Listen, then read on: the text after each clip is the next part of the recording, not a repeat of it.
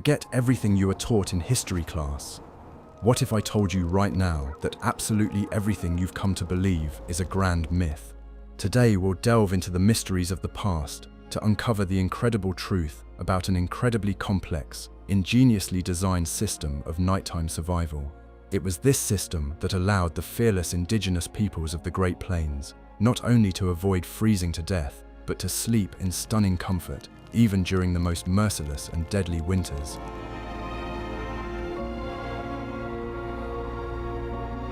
Just imagine this terrifying scene. As soon as the sun disappeared below the horizon, the endless, windswept open spaces, from the turbulent waters of the Missouri River all the way to the very peaks of the Rocky Mountains, turned into a veritable ice trap. As darkness fell, fierce, bone-chilling winds would sweep in, and the temperature would drop so rapidly that an unprepared traveler simply had no chance of surviving until morning. Before we find out how ancient tribes cheated death itself, be sure to hit the like button and subscribe to the channel. It really helps us create new historical investigations for you.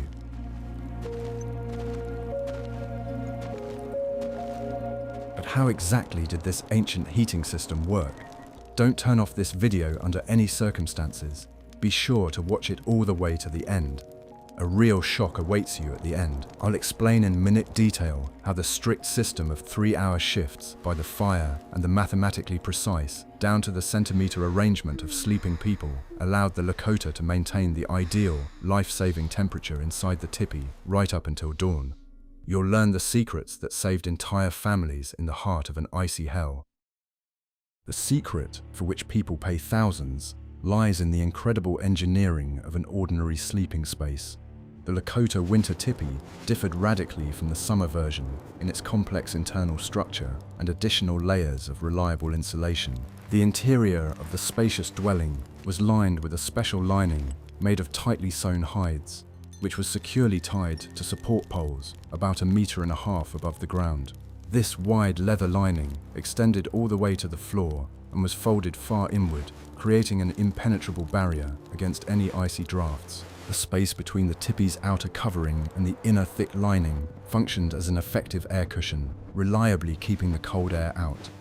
The floor covering inside the dwelling also required careful and lengthy preparation before nightfall. The outer perimeter of the conical teepee was further reinforced with compacted snow or loose earth, creating a continuous barrier right at the base of the wooden poles.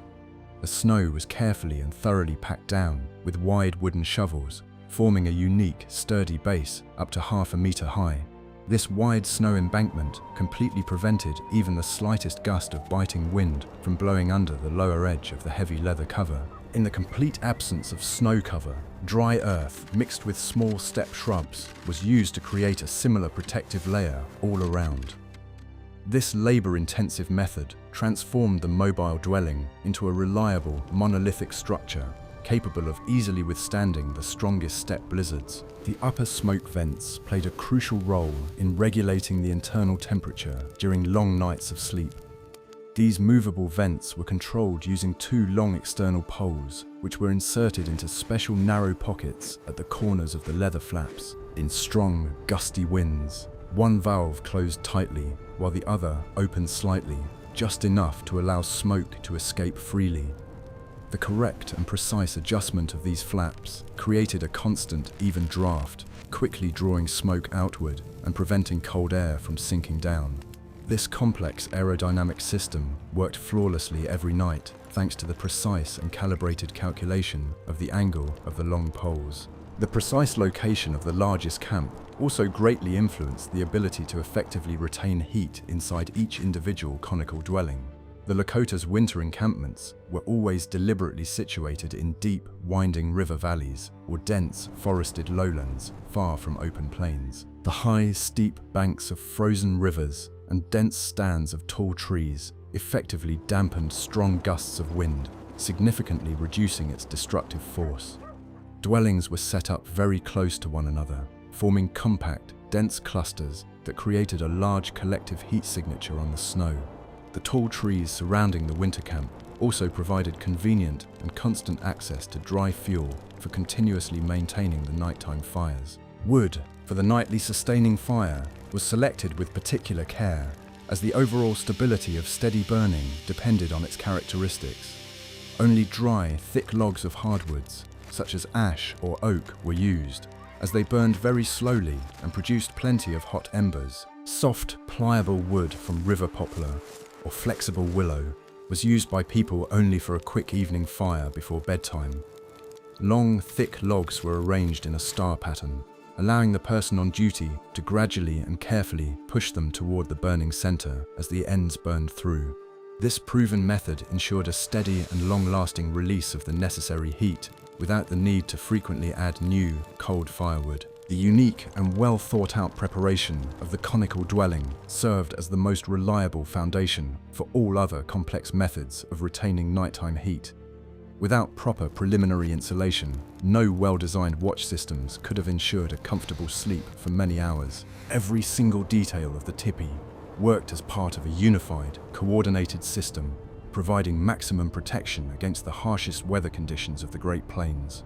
It would be very interesting to hear your thoughts on the remarkable technical ingenuity of traditional mobile dwellings of the past. What do you think about the design of a winter tipi? Be sure to write about it in the comments and subscribe to our channel for new discoveries. I discovered this by chance while studying rare historical records detailing the daily winter routine of the indigenous peoples of North America. The primary mechanism for the Lakota's nighttime survival was a strict and continuous sleep rotation, known to researchers as the 3-hour shift system. Life in the winter camp never came to a standstill at nightfall, but smoothly transitioned into a special mode of controlled wakefulness. In each dwelling, designated watchmen were assigned to maintain a steady fire and closely monitor the condition of the tipi. It was physically impossible for a single person to stay awake throughout the long winter night, so these important duties were evenly distributed among several people. The last, 4th shift began shortly before dawn and lasted until the entire winter camp was fully awake. The person on duty for this shift began to actively add thinner pieces of firewood to the fire to gradually raise the overall temperature inside the tipi. He prepared the morning water by placing thick leather vessels next to smooth river stones that had been warmed overnight. With the first rays of the sun, this person opened the upper flaps wider, letting in the fresh morning air and the first streams of light. His work concluded the long night cycle, ensuring a gentle and warm awakening for everyone else after a long sleep. This natural rhythm was deeply ingrained in everyone's consciousness, allowing them to intuitively and accurately determine the right moment to wake their replacement. The internal biological clocks of people at that time worked flawlessly, attuning themselves to natural cycles and the needs of the community. The shift system was incredibly flexible and could be adjusted depending on the current state of health or fatigue of specific individuals. If an adult felt severely fatigued after a long day's work, another person would voluntarily take over their shift. Such mutual support was essential for survival, as a weakened sentry might fall asleep by the fire, which would cause the dwelling to cool rapidly. Strict discipline was combined with a deep understanding of each other's physical capabilities, making the system incredibly reliable under any conditions. No one viewed the night watch as a heavy burden. It was considered an honorable duty to protect their loved ones. Thanks to this rotation, the campfire never went out completely, and the heat was constantly maintained at a vital level. How difficult do you think it was to maintain such a strict rhythm every freezing night for many long months? In the next chapter, you will learn exactly how the thermal zones were distributed inside the dwelling and who occupied the safest spots. The secret, passed down from generation to generation, lies in a unique understanding of the microclimate within a confined space. The arrangement of sleeping people inside the tipi was not random. It strictly followed the complex and well-thought-out thermal map of this conical structure. Understanding how heated air circulates within an enclosed space allowed the Lakota to make the most efficient use of every zone. The most sheltered and warmest spots were always given to those community members who most needed care and protection from the nighttime cold. This unspoken rule of space allocation was the foundation for the survival and health of the entire large group of people. The outer perimeter of the dwelling, located closest to the leather walls and the inner insulating lining, was the coolest zone. This area was occupied by the tribe's youngest, strongest, and most hardened members, who possessed excellent health and high resistance to the cold. Their placement right up against the walls created a final protective barrier that was the first to detect even the slightest changes in the internal temperature. It was these people who most often took on the hardest pre-dawn shifts when they had to go outside to adjust the valves. Their deep sleep was not disturbed by the slight chill, and their proximity to the exit allowed them to react quickly to any external circumstances. Special attention was paid to the area located directly opposite the doorway, as it was considered an honorable and strategically important spot. This is where the most experienced and respected person in the tipi usually slept. He oversaw the entire night watch and shift assignments. From this spot, there was an excellent view of the entire interior perimeter of the dwelling and the central hearth with its smouldering firewood. This person could assess the state of the fire at a glance and, if necessary, give a quiet signal to the person on duty to adjust the flames. His position allowed him to monitor the situation even while dozing, providing an additional level of overall safety. The space to the left and right of the entrance was traditionally set aside for storing personal belongings, provisions, and firewood prepared for the night. These areas were the coldest in the tipi, as they were located in the zone most likely to be affected by random drafts from the door. Placing inanimate objects there served as an additional physical barrier against the cold air trying to penetrate inside. Tightly stacked leather bags and piles of thick firewood created a reliable buffer that took the first hit from the cold. Thus, even the storage areas functionally worked to maintain the overall thermal balance of the entire interior space. To provide maximum protection against the ground freezing, an additional layer of insulating materials was laid beneath the sleeping areas. In addition to the shared grass mattress, each person had their own thick mattress made from several layers of old, stiff leather. The tipi's thermal zoning is a brilliant example of how indigenous peoples masterfully applied the laws of physics to their daily lives. Without complex calculations or instruments, they created an ideal system for distributing heated air inside their conical dwelling. Every spot in this space had its own purpose and specific function in the overall task of collective survival during the winter. If you enjoyed this deep dive into the daily life of indigenous peoples, be sure to like this video. This will help us create even more detailed and fascinating content about the engineering secrets of the past. Are you ready for the shocking truth about how a single, tiny mistake could cost an entire settlement its life in the dead of winter? The role of the night watchman, or hearth keeper, was not just a routine task, but a critical mission requiring immense effort. This person remained the only waking barrier between the peacefully sleeping people and the deadly threat of the biting, frosty wind. His main task was not merely to blindly toss wood onto the fire, but to exercise a subtle, intuitive control over the entire microclimate of the dwelling.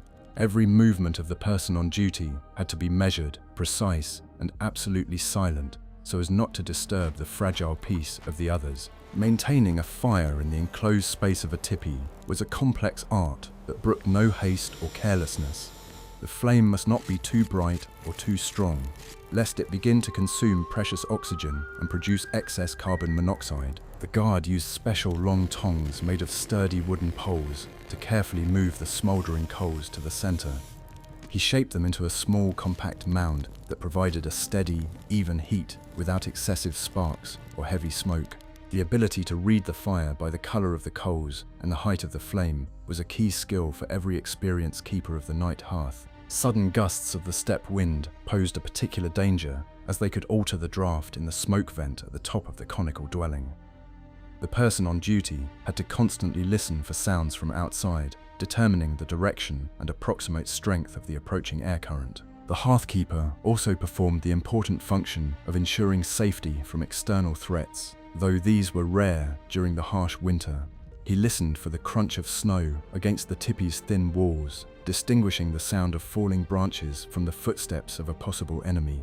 At the slightest suspicion, the watchman could give a quiet signal to the most experienced person in the dwelling to wake them. However, most nights passed in quiet confrontation with only the forces of nature, requiring focus specifically on maintaining warmth. A state of constant but calm vigilance was the norm for everyone taking the night shift by the fire. Working with firewood required special care, as the sound of snapping branches or the thud of logs could wake the sleeping people. All large logs were gathered and stacked next to the hearth the previous evening so that they would not have to be chopped or broken during the night. The person on duty would take a log in both hands and lower it very gently onto the edge of the smouldering coals, avoiding even the slightest thud or crack. Then he would wait patiently for the wood to catch fire, and only then would he carefully move it closer to the very center of the hearth. This delicate handling of the wood demonstrated deep respect for others' sleep and an understanding of the importance of proper rest for the community. Sometimes the fire watcher had to heat water for the very elderly, who might wake in the middle of the night feeling thirsty or parched. To do this, he used small, smooth stones that were heated at the edge of the hearth and then lowered into a leather vessel of water. When it was time to hand over the shift, the person on duty had to leave the hearth in perfect condition for their next successor. They prepared a new batch of dry firewood, smoothed out the coals, and made sure the upper ventilation valves were adjusted just right. The shift change process was not merely a handover of duties, but a handover of the very lives and safety of everyone in the dwelling. Could you take on such a great responsibility, knowing that the well-being of those around you depends on your attention? In the next chapter, you'll learn how proper sleeping positions help preserve precious warmth until morning. Guess what happened next when it was time to hand over responsibility for the entire camp to another person in pitch darkness? The process of changing the fire watch was a true art of silence, as loud noises could shatter the fragile sleep of many people. The Lakota had developed a unique system of silent communication and tactile signals that allowed them to coordinate their actions at night without uttering a single word. This system relied on a deep understanding of each other's habits and the ability to navigate their surroundings using only their sense of touch. Every shift handover was practiced to the point of becoming second nature and took place with incredible smoothness, without drawing any unnecessary attention. When the current watch was coming to an end, the man did not stand up immediately, but began slowly and very quietly to prepare his spot.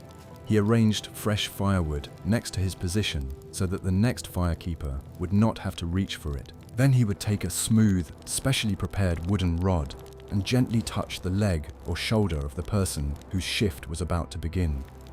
This touch was light but firm, designed to rouse the person from a deep sleep without startling them with a sudden jolt.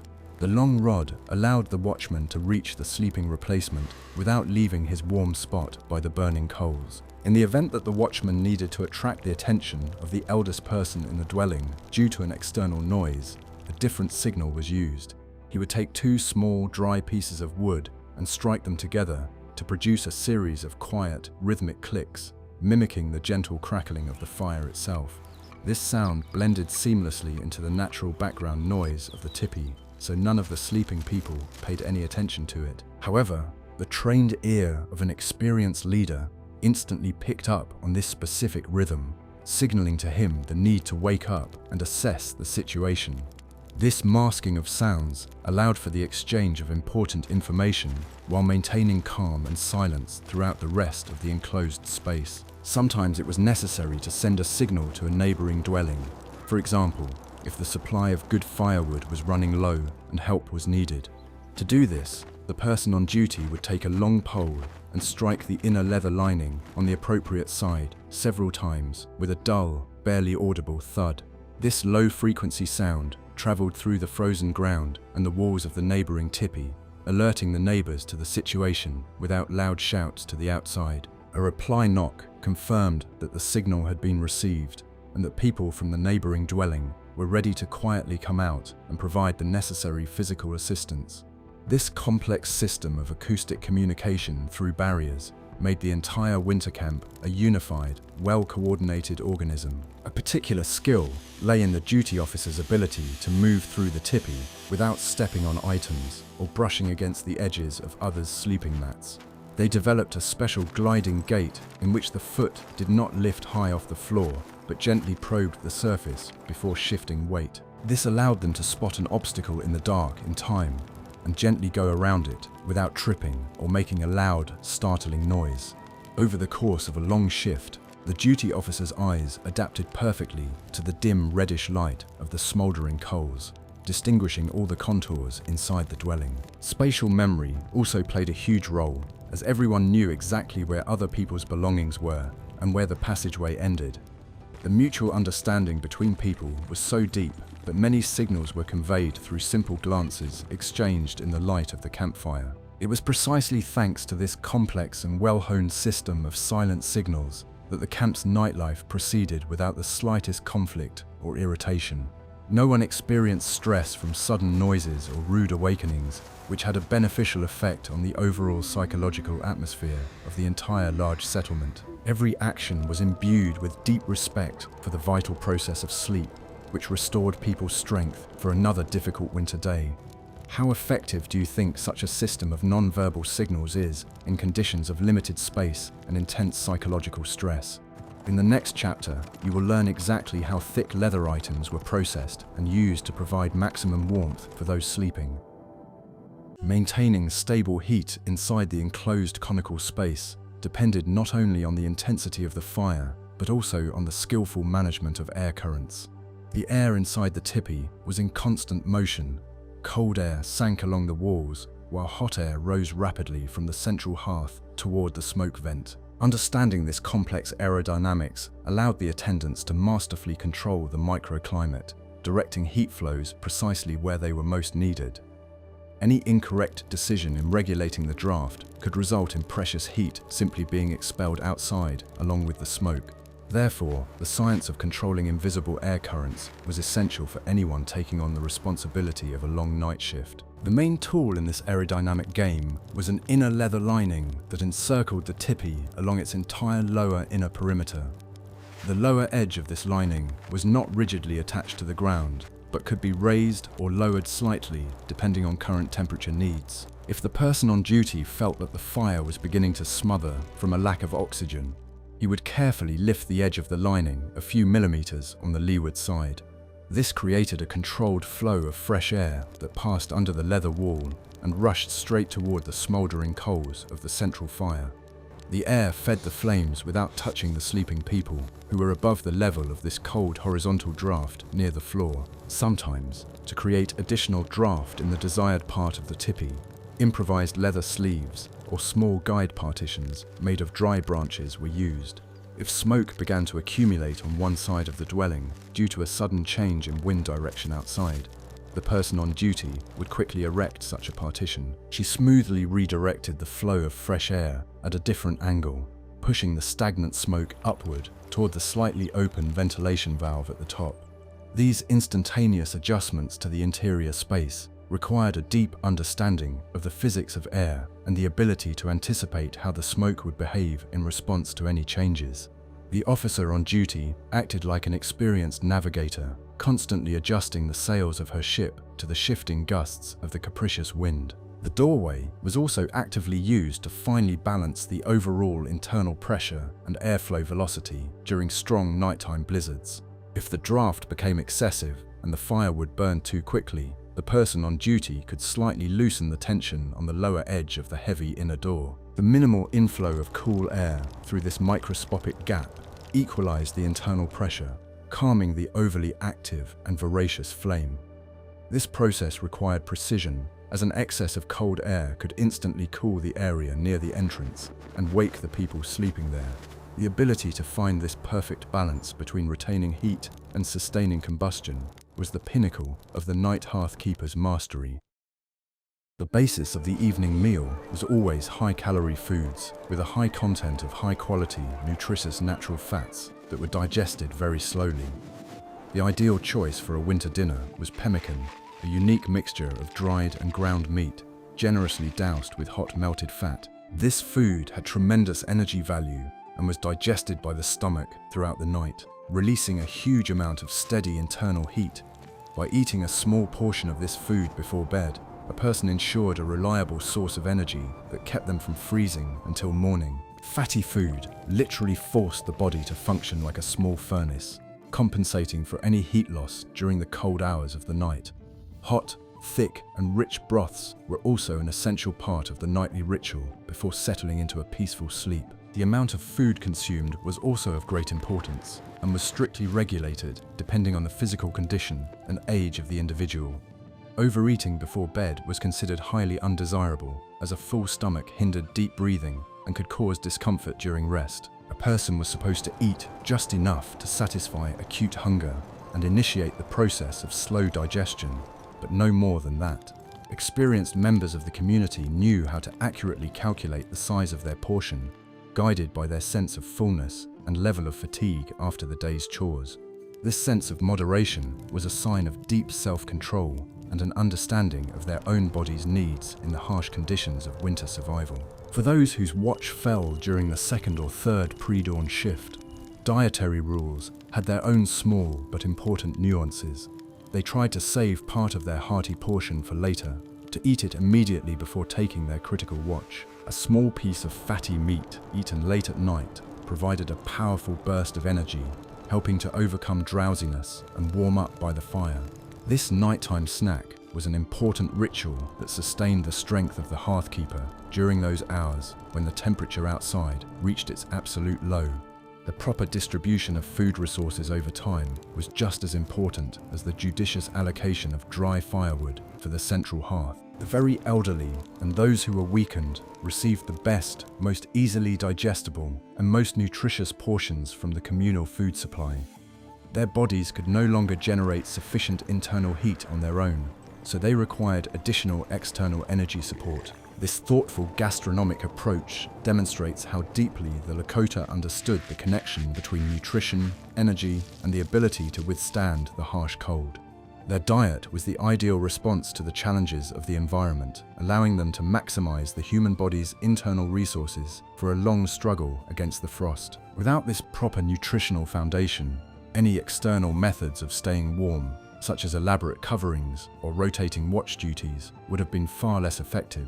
Internal warmth provided by proper food and external warmth from the fire worked in an inseparable tandem, creating absolute protection. This synergy of physiology and an engineering approach to shelter made winter camps islands of safety in the midst of the endless, icy expanse.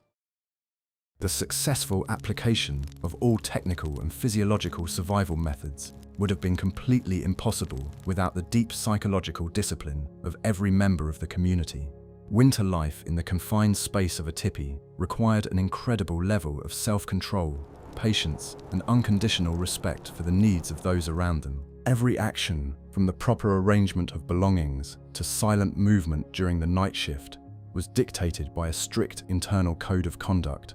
People understood that any outburst of irritation, careless movement, or violation of the established order could jeopardize the well-being of the entire group.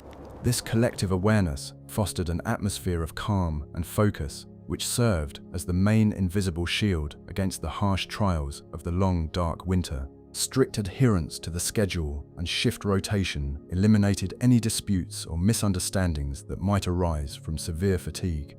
Each person knew exactly their place, their watch schedule, and their specific duties for maintaining safety and warmth in the dwelling. This predictability created a sense of absolute order in a world where, beyond the thin leather walls, primal climatic chaos raged. Fulfilling one's duties was perceived not as a burdensome routine obligation, but as an honorable opportunity to make a personal contribution to the well-being of loved ones. This attitude toward work and discipline eliminated any psychological friction within the tightly knit group spending the winter in a confined space. Of immense importance was the ability of people to quickly switch from a state of deep sleep to a state of maximum alertness and back again without undue stress. Those on duty learnt to control their emotions so they could instantly calm their pulse and return to peaceful sleep immediately after completing their responsible shift. This ability to manage their own nervous system allowed them to avoid chronic sleep deprivation and nervous exhaustion throughout the long winter months. People knew how to find rest even in short intervals, completely relaxing their muscles and letting go of all anxious thoughts about the harsh day ahead. The psyche worked just as efficiently and sparingly as the physical body, conserving resources for a long and successful struggle against the bitter cold. Trust in one another was the very cement that bound the entire complex system of nighttime survival into a single, reliable monolith. Even on the harshest nights, when the wind threatened to tear apart the thick outer layers, an atmosphere of unshakable unity always prevailed inside the tipi. The person on watch, stoking the fire, felt the support of all the sleeping people behind him, and they, in turn, felt his reliable protection through the steady warmth of the fire. This collective energy field was a real and powerful force that helped overcome the physical limitations of the human body in extreme conditions. Psychological discipline transformed disparate individuals into a unified, perfectly coordinated survival mechanism capable of withstanding any of the harsh whims of the Great Plains' nature. It was precisely this incredible inner core that allowed indigenous peoples to thrive for centuries where others might simply have given up and perished from the cold. We have examined in detail only a small fraction of the remarkable engineering and physiological techniques that helped indigenous peoples survive the harsh winters. Behind each of these solutions, from the layered arrangement of thick hides to the strict system of night watches, lies centuries of experience and ingenious practical ingenuity. These stories vividly demonstrate that the human mind is capable of adapting perfectly to any natural conditions, even the most extreme and unforgiving. The experience of past generations is a harsh yet important lesson in how a deep understanding of the laws of physics and strict social discipline ensure collective survival. Which of these ancient survival lessons do you think remain relevant in our high-tech age? Suggest topics for future videos you'd like to see on our channel in the comments, and be sure to subscribe so you don't miss new episodes.